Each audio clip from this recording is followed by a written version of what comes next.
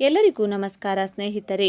ಹೊಸ ಆದ್ಯತಾ ಪಡಿತರ ಚೀಟಿಯನ್ನ ಕೋರಿ ಸಲ್ಲಿಸಲಾಗಿರುವ 2,95,986 ಅರ್ಜಿಗಳನ್ನು ಇದೇ ಮಾರ್ಚ್ 31ರೊಳಗೆ ವಿಲೇವಾರಿ ಮಾಡುವಂತೆ ಅಧಿಕಾರಿಗಳಿಗೆ ಸೂಚನೆ ನೀಡಲಾಗಿದೆ ಎಂದು ಆಹಾರ, ನಾಗರಿಕ ಸರಬರಾಜು ಮತ್ತು ಗ್ರಾಹಕರ ವ್ಯವಹಾರಗಳ ಹಾಗೂ ಕಾನೂನು ಮಾಪನಶಾಸ್ತ್ರ ಇಲಾಖಾ ಸಚಿವ KH ಮುನಿಯಪ್ಪ ಅವರು ತಿಳಿಸಿದರು.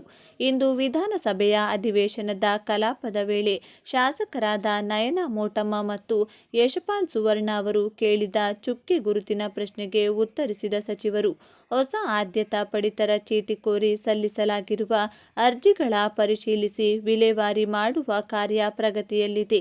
ಈವರೆಗೆ 57,651 ಹಾಗೂ ತುರ್ತು ವೈದ್ಯಕೀಯ ಚಿಕಿತ್ಸೆಗಾಗಿ 744 ಕಾರ್ಡ್ಗಳನ್ನು ವಿತರಿಸಲಾಗಿದೆ. ಬಾಕಿ ಇರುವ ಉಳಿದ ಹೊಸ ಆದ್ಯತಾ ಪಡಿತರ ಚೀಟಿಗಳನ್ನು ಪರಿಶೀಲಿಸಿ ವಿಲೇವಾರಿ ಮಾಡಲು ಜಂಟಿ ಅಥವಾ ಉಪನಿರ್ದೇಶಕರುಗಳಿಗೆ ನಿರ್ದೇಶನ ಮಾಡಲಾಗಿದೆ ಎಂದು ಅವರು ತಿಳಿಸಿದರು.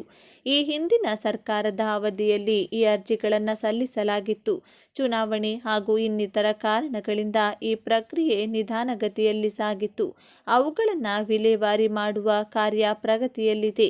ಅವುಗಳನ್ನು ಮಾರ್ಚ್ 31ರೊಳಗೆ ವಿಲೇವಾರಿ ಮಾಡಿ ಏಪ್ರಿಲ್ 1ರಿಂದ ಹೊಸ ಅರ್ಜಿಗಳ ಆಹ್ವಾನಿಸುವುದಕ್ಕೆ ಅವಕಾಶ ನೀಡಲಾಗುವುದು ಎಂದರು.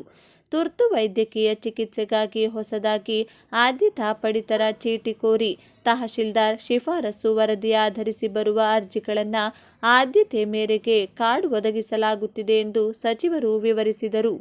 ಉಡುಪಿ ಜಿಲ್ಲೆಯಲ್ಲಿ 2021 ಜನವರಿಯಿಂದ 2023 ಮಾರ್ಚ್ವರೆಗೆ 13,104 ಆದ್ಯತಾ ಪಡಿತರ ಚೀಟಿ ಕೋರಿ ಅರ್ಜಿಗಳು ಸಲ್ಲಿಕೆಯಾಗಿದ್ದು, ಈ ಪೈಕಿ 10,738 ಅರ್ಜಿಗಳನ್ನು ವಿಲೇವಾರಿ ಮಾಡಲಾಗಿದೆ.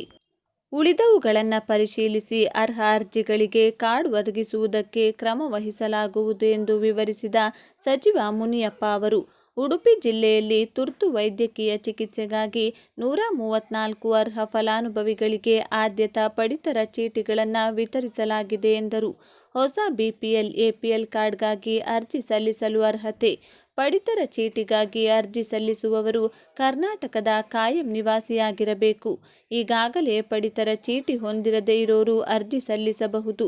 ಹೊಸದಾಗಿ ಮದುವೆಯಾದ ದಂಪತಿಗಳು ಹೊಸ ಪಡಿತರ ಚೀಟಿಗಾಗಿ ಅರ್ಜಿ ಹಾಕಬಹುದು. ಕುಟುಂಬದ ಆದಾಯದ ಮೇಲೆ ಪಡಿತರ ಚೀಟಿ BPL, APL ಎಂಬುದು ನಿರ್ಧರಿತವಾಗಿರಲಿದೆ. ಹೊಸ ಪಡಿತರ ಚೀಟಿಗಾಗಿ ಅರ್ಜಿ ಸಲ್ಲಿಸಲು ಬೇಕಿರುವ ಅಗತ್ಯ ದಾಖಲೆಗಳು: ವೋಟರ್ ID, ಆಧಾರ್ ಕಾರ್ಡ್, ವಯಸ್ಸಿನ ಪ್ರಮಾಣ ಪತ್ರ, ಡ್ರೈವಿಂಗ್ ಲೈಸೆನ್ಸ್, ಇತ್ತೀಚಿನ ಪಾಸ್ಪೋರ್ಟ್ ಅಳತೆಯ ಭಾವಚಿತ್ರ, ಮೊಬೈಲ್ ಸಂಖ್ಯೆ, ಸ್ವಯಂ ಘೋಷಿತ ಪ್ರಮಾಣ ಪತ್ರ. ಈ ಮೇಲ್ಕಂಡ ದಾಖಲೆಗಳಿದ್ದಲ್ಲಿ ಆನ್ಲೈನ್ ಮೂಲಕ ಹೊಸ ಪಡಿತರ ಚೀಟಿಗಾಗಿ ನೀವು ಅರ್ಜಿಯನ್ನು ಸಲ್ಲಿಸಬಹುದು. ಹಾಗಾದರೆ ಅರ್ಜಿ ಸಲ್ಲಿಸೋದು ಹೇಗೆ ಎನ್ನುವಂಥ ಈ ಹಂತ ಕೆಳಗಿದೆ. ಹೊಸ ಪಡಿತರ ಚೀಟಿಗಾಗಿ ಈ ಹಂತಗಳನ್ನು ಅನುಸರಿಸಿ ಅರ್ಜಿ ಸಲ್ಲಿಸಿ. kar.nic.in ಈ ಅಧಿಕೃತ ವೆಬ್ಸೈಟ್ ತಾಣಕ್ಕೆ ಭೇಟಿ ನೀಡಬೇಕು. ಈ ಜಾಲತಾಣಕ್ಕೆ ಭೇಟಿ ನೀಡಿದ ಸಂದರ್ಭದಲ್ಲಿ ನೀವು ಮುಖಪುಟದಲ್ಲಿನ ಈ ಸೇವೆಗಳು ಎಂಬಲ್ಲಿ ಕ್ಲಿಕ್ ಮಾಡಿ. ಇದಲ್ಲದೆ https:/ahara.kar.nic.in ತಾಣಕ್ಕೂ ನೇರವಾಗಿ ಕ್ಲಿಕ್ ಮಾಡಬಹುದಾಗಿದೆ. ಈ ಜಾಲತಾಣದಲ್ಲಿ ಕ್ಲಿಕ್ ಮಾಡಿದ ನಂತರ ನೀವು ಈ ಪಡಿತರ ಚೀಟಿ ಆಯ್ಕೆ. ಆ ಬಳಿಕ ಕೆಳಗಡೆ ಸ್ಕ್ರಾಲ್ ಮಾಡಿದರೆ ಹೊಸ ಪಡಿತರ ಚೀಟಿಗಾಗಿ ಅರ್ಜಿ ಸಲ್ಲಿಸೋ ಲಿಂಕ್ ಸಿಗಲಿದೆ. ಅಲ್ಲಿ ಕ್ಲಿಕ್ ಮಾಡಿ. ಈ ಬಳಿಕ ನೀವು ಹೊಸ ಪಡಿತರ ಚೀಟಿಗಾಗಿ ಅರ್ಜಿ ಸಲ್ಲಿಸಲು ಭಾಷೆಯನ್ನು ಆಯ್ಕೆ ಮಾಡಿ. ಅಲ್ಲಿ ಕೇಳುವಂಥ ಎಲ್ಲ ಮಾಹಿತಿಯನ್ನು ಭರ್ತಿ ಮಾಡಿ. ನೀವು BPL ಅಥವಾ APL ಕಾರ್ಡ್ಗಾಗಿ ಅರ್ಜಿ ಸಲ್ಲಿಸುತ್ತಿದ್ದೀರಾ ಎನ್ನುವುದನ್ನು ಆಯ್ಕೆ ಮಾಡಿಕೊಂಡು ನಮೂದಿಸಿ.